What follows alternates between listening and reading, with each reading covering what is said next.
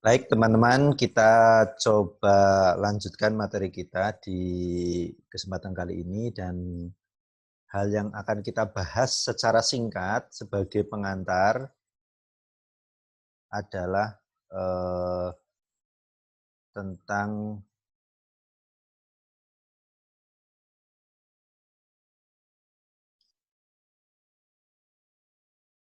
ini fungsi, kategori, dan peran sintaksis.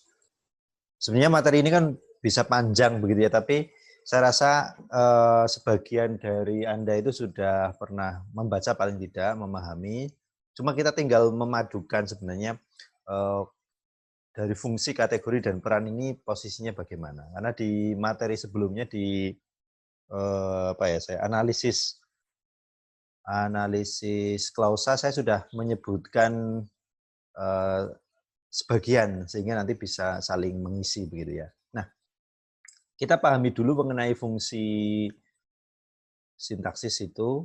Kita ingat-ingat lagi bahwa fungsi sintaksis itu ada subjek, predikat, objek, keterangan pelengkap atau pelengkap keterangan.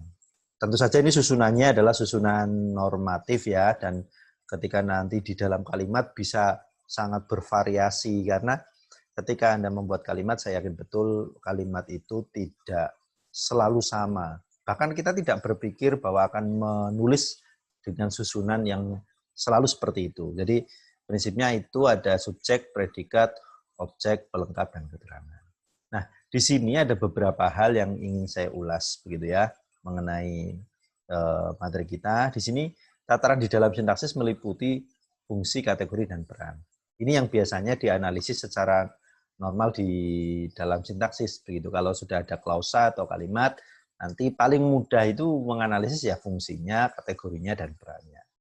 Fungsi-fungsi sintaksis ini adalah tataran yang pertama, tertinggi dan yang paling abstrak ya, yang terdiri atas subjek, predikat, objek, pelengkap, dan keterangan. Jadi ketika ingin mencari kategori dan peran, ya kita harus mencari fungsinya dulu. Kalau fungsinya belum ketemu, ya agak sulit atau mungkin sulit juga menemukan kategori atau menemukan kategori dan peran, berarti harus menemukan fungsinya terlebih dahulu. Nah, tuh. Kemudian fungsi bersifat relasional. Ya, sebuah fungsi tertentu tidak dapat berdiri sendiri tanpa adanya hubungan dengan fungsi yang lain. Ini ya, suatu fungsi dinyatakan sebagai predikat misalnya, hanya dalam hubungannya antara lain dengan subjek atau objek. Jadi tidak ada predikat kalau tidak ada subjek sebenarnya. Tidak ada predikat kalau tidak ada antara subjek dan objek misalnya gitu. Dan tidak dapat dinyatakan suatu objek atau subjek tanpa hubungannya dengan predikat. Begitu saling mengisi. Nah, jadi hubungan antar fungsi tersebut bersifat struktural ya, saling terkait gitu. Nah, di sini kita akan coba menelaah hubungan antara ketiganya yaitu kategori dan peran sintaksis. Ada yang belum memahami kategori.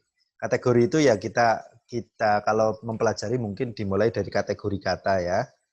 Kalau diingat-ingat terkait dengan kategori itu ya ada nomina, verba, adjektiva, numeralia, adverbia, dan seterusnya. Itu kategori dan saya rasa itu bisa diulas sendiri. Nah, kita lihat di sini ada diagram, kayak saya sebut sebagai diagram hubungan begitu ya, hubungan yang nantinya mengaitkan antara fungsi, kategori, dan peran. Nah, di situ fungsi yang diberi kotak ada subjek, predikat, objek, pelengkap keterangan itu nanti di bawahnya akan ada kategori dan peran yang mengisi. Ya, kategori yang mengisi. Pertanyaannya, apakah subjek itu selalu nomina? Jawabannya kan tidak. Apakah predikat itu selalu verba? Jawabannya tidak. Apakah objek selalu nominat? Juga tidak. Ya. Apakah keterangan itu selalu diawali dengan kata depan gitu kan? Mungkin saja tidak. Jadi di sini tentu saja ada konsep yang kemudian harus dipahami secara detail, tapi kalian harus tahu bahwa ketika bicara kategori, maka kita harus melihatnya dari penggalan-penggalan yang sudah dibuat ketika menentukan fungsi. Nah, bagaimana dengan peran? Peran juga sama ya, pengisi menurut maknanya. Misal kalimatnya kalimat-kalimat yang normal ya, misal Andi mengangkat sepatu ya, mengangkat sepatu yang beratnya lebih berat dari sepatu biasanya. Nah, misalnya gitu. Atau Andi mendorong meja yang menghalangi jalannya, misalnya gitu. Nah, di situ kan ada Andi. Kita contohkan di subjeknya saja. Subjek Andi. Berarti di situ kategorinya apa? Oh, sebagai nomina. Perannya apa? Kalau Andi mendorong berarti sebagai pelaku. Nah, di situ artinya ada hubungan antara fungsi, kategori, dan peran yang nantinya akan lebih detail Anda analisis dengan contoh-contoh yang lebih kompleks begitu. Nah, satuan sintaksis yang terjadi dari satuan-satuan yang lebih kecil. Jadi satuan sintaksis yang besar terjadi di satuan-satuan yang lebih kecil yang berhubungan satu sama lain secara fungsional. Klausa misalnya terjadi dari hubungan kata dengan kata atau frasa dengan frasa yang berhubungan secara fungsional menjadi klausa. Dalam klausa terdapat komponen-komponen yang karena hubungan fungsional mempunyai status yang khas. Komponen yang status yang khas itu disebut subjek, predikat, objek, pelengkap, dan keterangan. Itu gambaran pengantar mengenai hubungan antara fungsi, kategori, dan peran. Nanti setelah ini kita akan coba kalian harus mempraktekannya untuk menganalisis, dan praktek itu bagian dari cara kita belajar dan memahami apa yang ada di dalam fungsi, kategori, dan peran sintaksis. Saya rasa itu yang dapat saya sampaikan, semoga bermanfaat. Dan yang terpenting begini, bahwa ketika kita mempelajari